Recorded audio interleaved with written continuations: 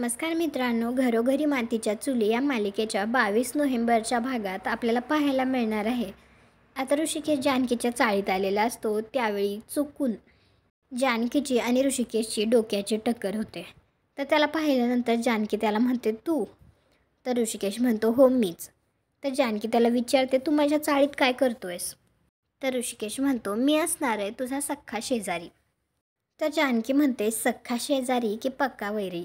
त्यानंतर ते दोघेही आपापल्या घरात जातात आणि ऋषिकेश रूममध्ये येतो त्यावेळी तर त्याला सगळा कचरा आणि घाण दिसते.